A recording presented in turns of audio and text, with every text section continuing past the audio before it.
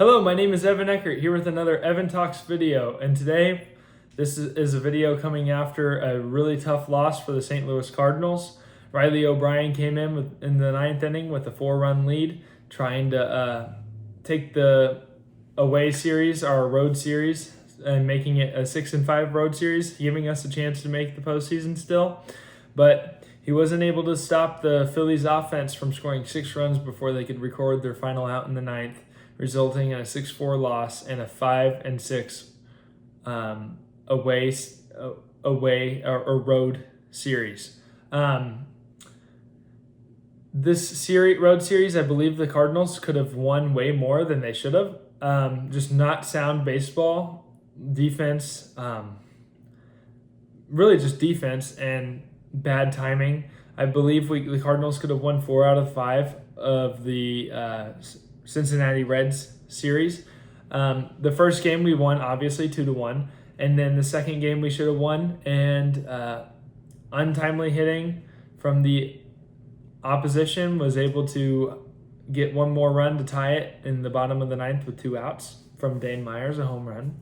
Strzelecki pitched a heck of a game. It was not his fault. He just made one bad pitch, and boom, the game is tied going into the 10th. But then, I mean, we shouldn't have lost that game anyways, because Blaze Jordan made it. It wasn't counted as an error, but it should have been an error. It's a play he should have made. He will tell you that he should have made that play. Just goes underneath his legs. Could have thrown out if that happens, he stops the ball, throws out Ellie De La Cruz, runner still on second. We still have a chance in the 10th inning. But sucks that we lost that game. And then there was another game in that series where the Cardinals absolutely could have won, but I can't really think of what happened off the top of my head. But yes, I believe the Cardinals very easily could have won 4 out of 5 of the games. And they almost lost that series, but thankfully Dane Myers dropped that ball. And they almost lost it again, but whatever. And then we go into the Phillies series, and we very easily could have won that series. The untimely hitting from the Phillies offense against a very, very heavily used bullpen and starting rotation. We've seen that with Hunter Dobbins getting injured in that game, and then Palante getting injured in the game the game before, or just they're both on the IL now. That game it sucked because Hunter Dobbins got taken out. Caleb Ferguson had to come in. He gave up a couple runs, and then Cardinals were able to tie it, and then Jose Fermin not being able to catch a fly ball in center field, which not a big fan of what transpired in that final inning. I believe the defense should have been changed a little bit better to where Pereira was sitting in your outfield, but he went on the IL as well, so I don't know if that was affecting it. But if it wasn't, I think that's a bad move, putting Fermin in center field. But there probably was something wrong with Pereira because he is on the IL now. But I just did not like Jose Fermin playing in the center field. But he should have caught that ball nonetheless, resulting in a loss there. The second game was a wash. The Phillies absolutely beat the crap out of the Cardinals. And then the third game was the Riley O'Brien game. So now the Cardinals sit 5.5 games back behind the Marlins, D-backs, Padres, and Phillies for wild card spots. So the Cardinals basically have to play perfect if they want a shot at the postseason, but I believe the playoffs is out of the picture for this year. But that doesn't take anything away from what the Cardinals were able to do this year. I have a list of things that I can talk about for the St. Louis Cardinals this year that they have done. First off, JJ Wetherholt, Rookie of the Year. He is better. He's been on a slump recently, but he's been better than we thought he could have ever been defensively. He could be a 2020 hitter in his prime, and we've locked him up for 8 years, just like every other organization is doing with their young guys. So it's awesome to see the Cardinals are doing it. Locking up Wetherholt. He's going to be the Rookie of the Year. It's not even close between Sal Stewart. I love when I see the debate for Sal Stewart. It's not even close. Both Wetherholt and Sal Stewart are basically, I believe Sal Stewart's like 3 or 4 points better offensively in like the OPS plus range. Wetherholt is infinitely better than him defensively, infinitely better, has more WAR than him, and they just like the home runs and RBIs from South Stewart. He's not going to win it. If he wins it, it's a shame. Wetherholt should win Rookie of the Year. That's going to give us an extra draft pick to build on our already stacked farm system, which I'll get into later. The Jordan Walker breakout. He was one of the worst, if not the worst, position player in all of baseball from 2024 to 2025. Coming into this year, had no expectations. He made this ball club competitive, and he has made this team look like a legit threat in the next upcoming years, making a core. He is bidding for a 2020 season this year. He's already hit 20 home runs. He just has to reach 20 stolen bases. He's raking in August right now. I think he's up to 26 or 27 home runs. I could be wrong. I didn't look at it. But overall, heck of a season, Jordan Walker. And then he also won the Home Run Derby champion. He's a Home Run Derby champion in a hostile environment. What a season. A career season, breakout season. Great for Jordan Walker. He wasn't even supposed to be in your plans. People were thinking about even sending him down at the start of the season. I know I thought of it. So glad that he's back, and that's why I have a jersey. And then we can talk about the starting pitching, which was supposed to be weak. Kyle Leahy, since the All-Star break, has a 1.7 ERA, and Kyle Leahy has had a breakout season. He was already really good. I guess you can't really call it a breakout, but first season as a starter, and he's pitching this well. Heck of a season from Kyle Leahy. He could be a third starting pitcher in your 1 through 5 rotation. And then you got Palante and McGreevy showing that they can be strong starters, back-end starters. Palante's had a great year after a crappy year last year. I kind of expected him to get better because of the last season he pitched over he pitched over the innings that he has never pitched before. He pitched the most innings ever. And in that span of him pitching over his the most past his most career innings pitched, after he surpassed that, he had like a 9 ERA. If you would have just taken the first bit of that season, or majority of that season, it was like a 4.5 ERA. Still not good, but he was way more serviceable than what he was at the end of the year. And then McGreevy has shown that he can be a 4 or 5 starter. I think his stats should be better. His win column should be way better. Just got no run support.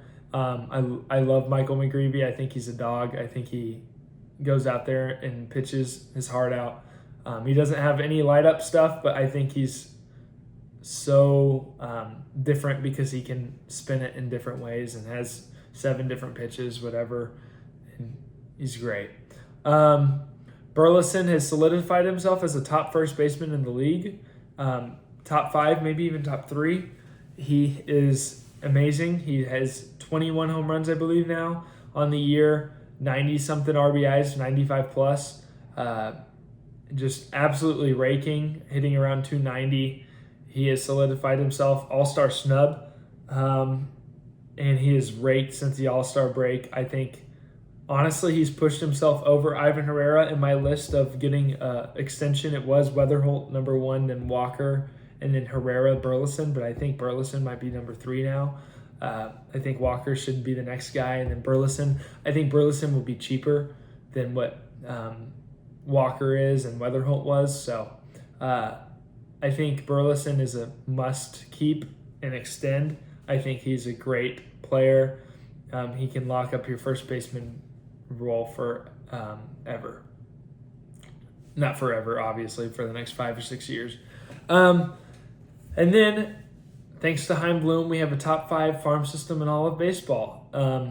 I think top 3, but top 5. It's a great farm system, and I can talk about that later.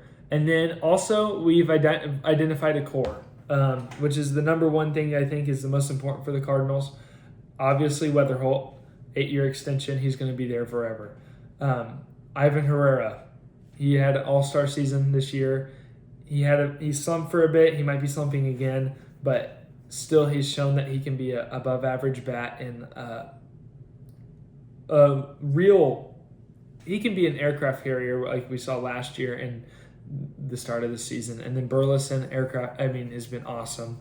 And then Walker, aircraft carrier. Those four guys, that's your core. Those four guys can be your core. I didn't even get to make a video about this, but Josh Baez coming and hitting 3 bombs in his first 3 at-bats is insane. Never done before. This guy has unlimited power. He hit 34 home runs in AAA this year. He could be also great. He can be just unlimited power from him. I don't know what else to say. The defense is not the best. And I know he has been not been getting hits off righties. He doesn't have a hit yet off a righty, but insanely unlucky. If you look at the exit velocities and the bat swing and just like in general, like how fast he's swinging the bat, he has been very unlucky. And next year when he gets a full season under his belt, I believe that he can break out as well. He can be a breakout candidate, and that's five players that can be in your core. And then Rainiel Rodriguez.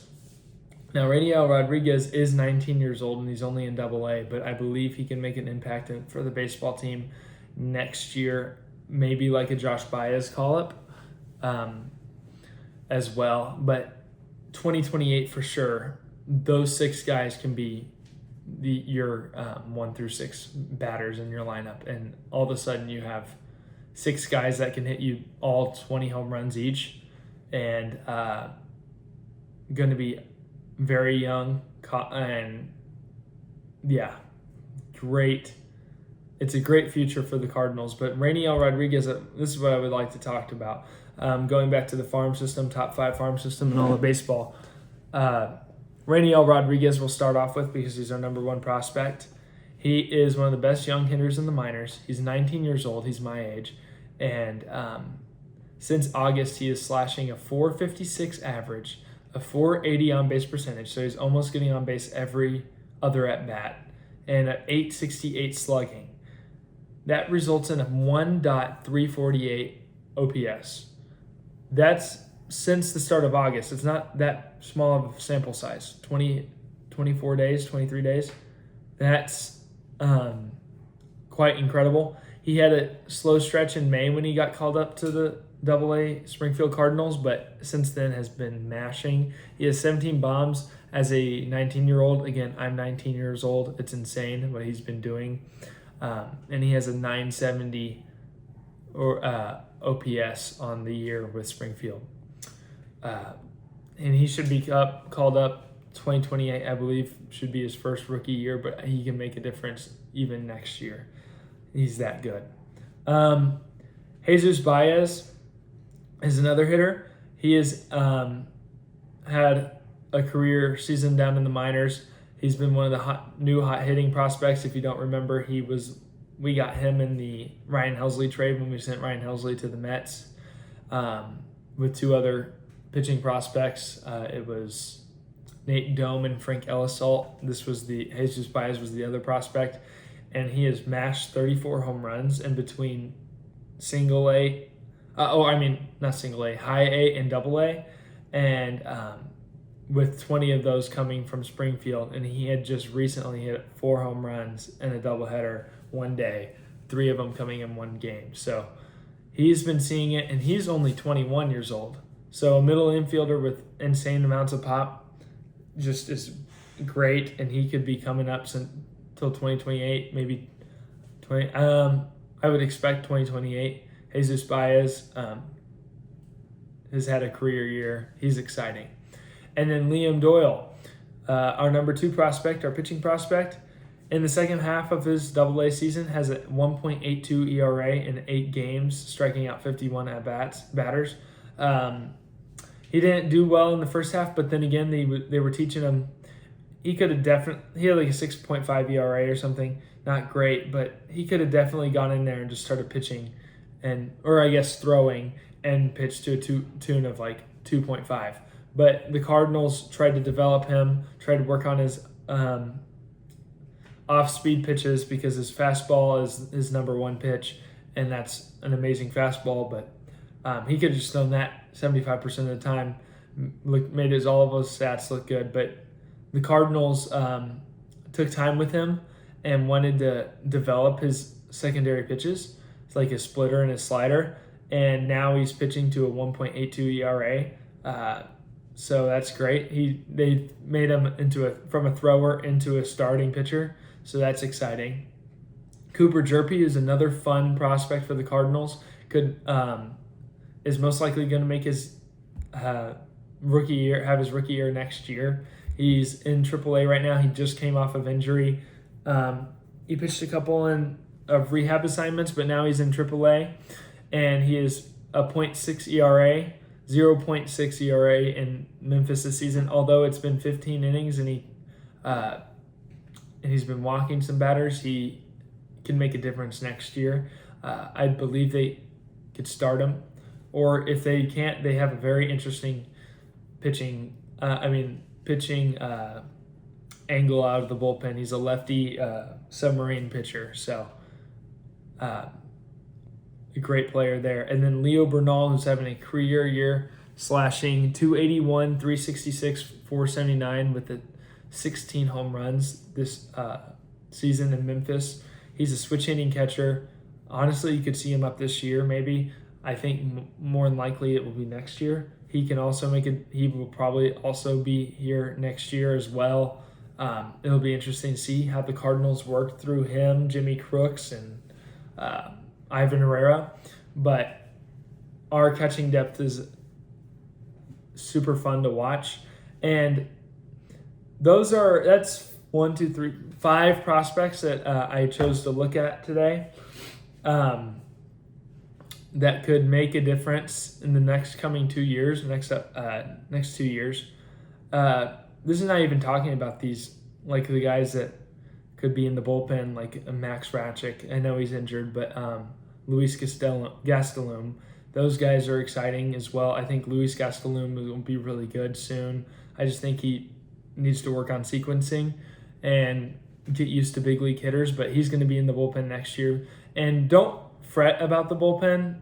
Just disclaimer here. Don't worry about the bullpen. The bullpen wasn't supposed to be good this year. The Cardinals had a good bullpen the past few years before this, but they didn't have a good team. This is because the Cardinals were in that limbo of trying to be good and also trying to rebuild and see what they have. The bullpen was not supposed to be good this year. It was supposed to be, it wasn't the main focus. They wanted to obviously be good, but it wasn't the main focus this year. They can easily build a bullpen. So next year you're going to have Luis Gastelum, you're going to have a Riley O'Brien, you're going to have a George Soriano, and maybe Gordon Graceffo in there, but you're going to hopefully sign some other better guys. And if next year is also a rebuilding year, then 2028. But the bullpen is the easiest thing to deal with. That's why I'm saying it's been a great year, because the Cardinals have identified their core of hitters. They have 5 right now in the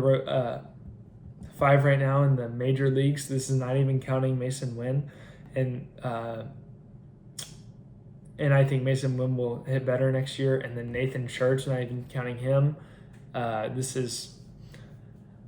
We're not even counting maybe a Leo Bernal that could be up next year, and Jimmy Crooks. I mean, it's insane how many guys we have. And then starting pitching, how many guys can I name off? It's insane how many guys. And that's not even counting the people that we can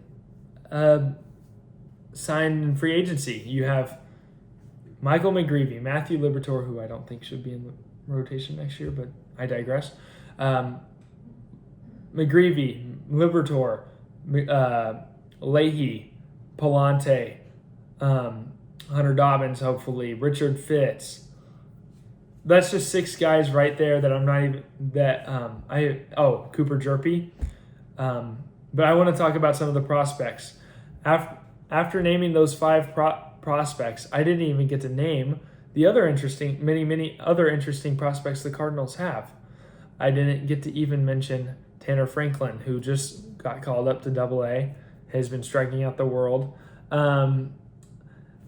Trevor Condon made his professional debut. He was the number 1 draft pick for the Cardinals, 13 overall. He just made his professional debut, had 2 stolen bases and 2 base hits. I didn't even go in depth about Alexander Frias, the new guys. Alexander Frias, Daniel Egan, Sandro Santana, and Josiah Ragsdale. I love Santana's stuff to be a lefty reliever. I think he could be next year and up next year. I think he could be the new JoJo Romero, even better. That's how nasty his stuff is. He has a 70-grade slider. I think this guy could be really good. Frias, insane. Exit velos, fast, can build into his frame. He's only 19 years old, another young guy. Daniel Egan, nice breaking stuff. And then Josiah Ragsdale has been one of the high risers prospects in the whole minor leagues this year. I didn't even get to mention Brandon Clark, who's probably got the nastiest stuff in the system. I didn't even mention Durangelo Sinja. Do you remember him? He was the one that we got in the Donovan deal. He was the key player. He's striking out. He might have figured out something in AAA. He sucked at first, but now he's starting to figure it out. He has a couple good games under his belt. He struck out 11 the other day. Switch pitcher, has all the talent in the world. I didn't even get to mention Ty Pete, who's having a career year in high A and Double-A. He kind of slowed down in Double-A, but high A he was mashing, extra base hit machine. And then Yoiker Fierro starting in Double-A right now as a 19-year-old. Again, I'm 19 years old. I'm not throwing 95 plus in professional baseball. And he's pitching with a 2.76 ERA. He's 19 years old. He's in one of the higher levels of the minors. Honestly, he should be in Palm Beach right now. But he's pitched so well that he's in Double-A right now. So that's crazy. I didn't even get to mention guys like Mason Molina, Yairo Padilla, Sebastian DeSantos, Jack Gurevich, Tekoa Roby, Emmanuel Luna. We don't even hear about Emmanuel Luna, and he's one of the big-time guys in the international draft, one of the highly touted guys. And so it's like all of these guys we have. Tegan Kuhns, who we drafted. Brian Holiday? It's just all these guys that we have in the farm system, and it's not even. I mean, like all these guys. I haven't even talked about Jacob Odell. It's insane how big our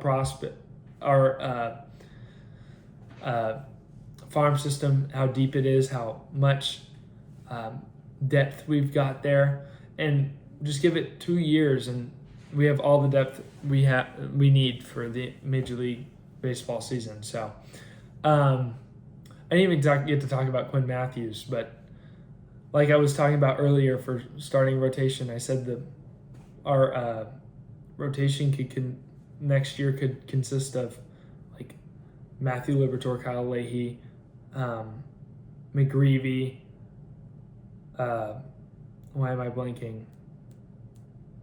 Palante, Jerpy, Quinn Matthews, Hunter Dobbins, Richard Fitz, Durangelo Sinja could be seen next year. Mason Molina could be seen next year. Maybe even Leon Doyle or Tanner Franklin, because they're definitely going to be in AAA next year. It's just, that's 12 to 15 guys that could be starters next year. It's absolutely crazy. So don't think of this year as a failed year. This year is was a very successful year. It just would have been better if they made the playoffs. But I've enjoyed watching Cardinals baseball, and who knows, they might surprise us this year. But the Cardinals are in a great position and can do damage and create the next big dynasty. in Major League Baseball. It's a bummer that they missed out this year, but I'm excited for about what's to come. So thank you for watching. I know this was a little longer of a video, but I had to get one out. So thank you for watching. Have a great rest of your day, and keep on watching Cardinals baseball. Bye.